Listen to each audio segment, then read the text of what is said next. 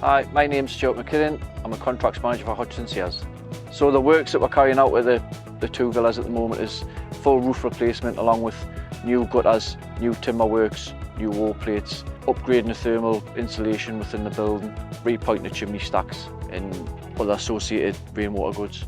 So when we're stripping the old slates off, we'll take any rubbish that's came off the roof during the stripping process and skip them, sort through the old ones to see what we can salvage and what we can't, and then procure the additional shortfall from reclamation yards throughout the northeast sort of Yorkshire area.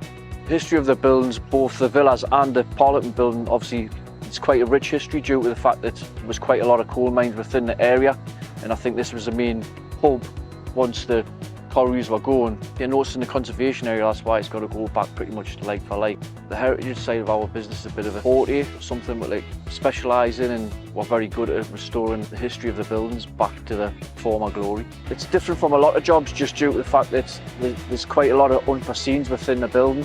Once you start opening it up, you don't know what you're really getting into until you start taking things off and exposing the history of it. On this project, we've got three of our heritage roofers in Paul Greener, Jimmy Mulkerran and Kieran Turner.